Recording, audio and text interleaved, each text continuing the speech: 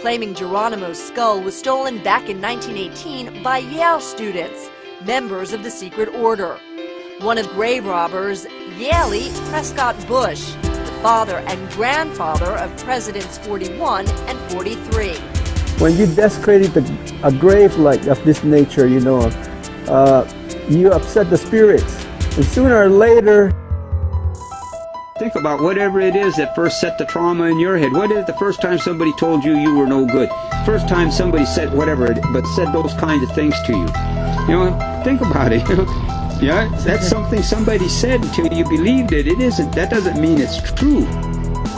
And and it's hard to not have an emotional reaction sometimes. I mean, it's really hard. So I'm not saying don't have an emotional reaction. I'm just saying don't make an emotional decision. Sometimes maybe we got to have the reaction and get it out of our system so we can make a clear decision. But too many times, and for the movements, that we were all a part of, they all operate on emotional decisions.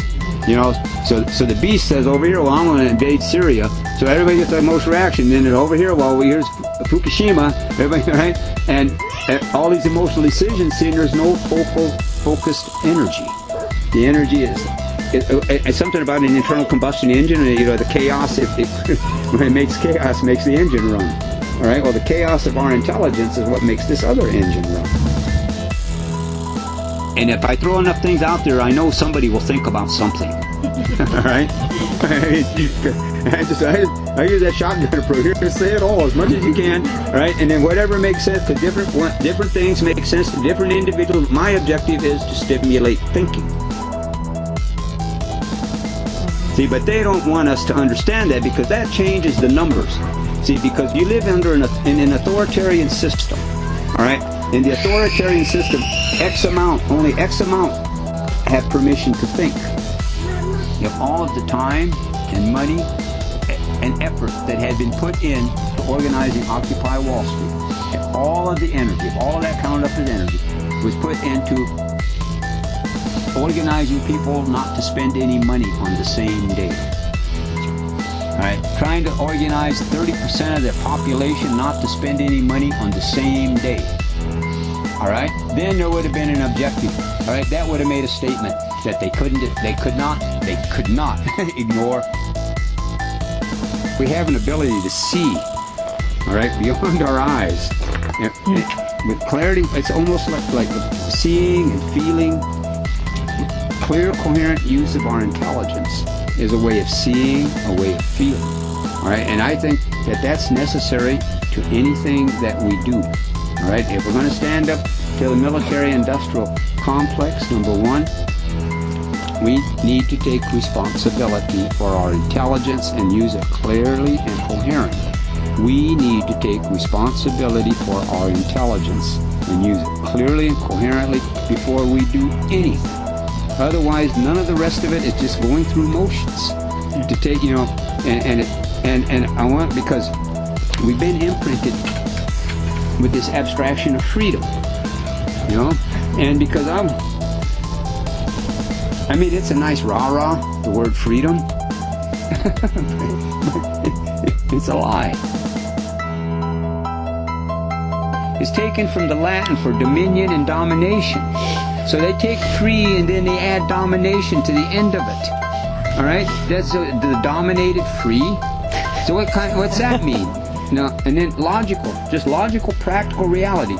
If someone mentioned about not being in denial and self-denial, then let's cut right to the chase.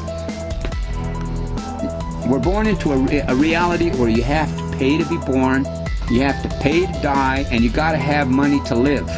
Now, where is the free? I mean, it's basic, simple reality. Where is the free? We've been imprinted to fight them, and we're never going to outfight them. It's not going to happen. It's not going to happen in our lifetime.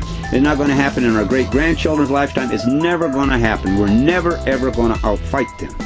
But they want us to believe that we have a chance, right, outfighting them, right? But in reality, what do they fear? If they fear anything, it's our ability to think.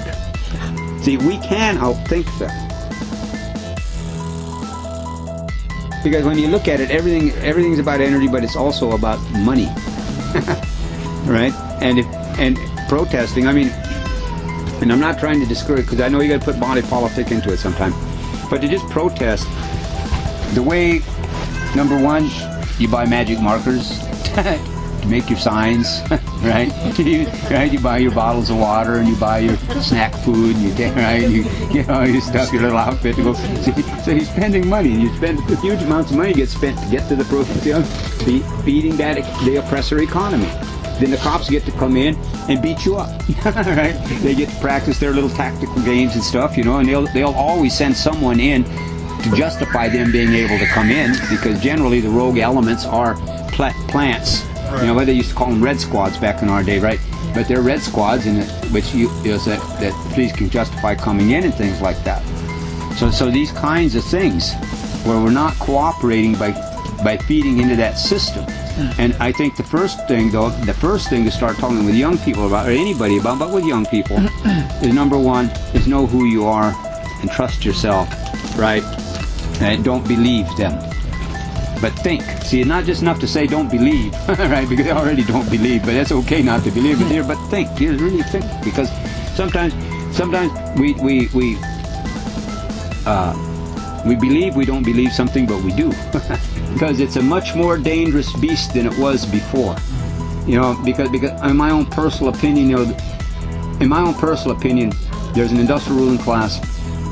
Communism, Nazism, socialism, all of these were experiments to see, capitalism, all of these were experiments to see which would serve the industrial ruling classes' need the best, right? And then, so Russia had gulags, right? But now they got FEMA camps. They just haven't filled them up yet. If we're going to look at, let's say, spiritual realities, all right, because I know we all have our own interpretation and understanding of a spiritual connection. I do not understand how we can truly show spiritual respect to anything, however you look at the Creator. I do not understand how we can show true spiritual respect if we don't like ourselves.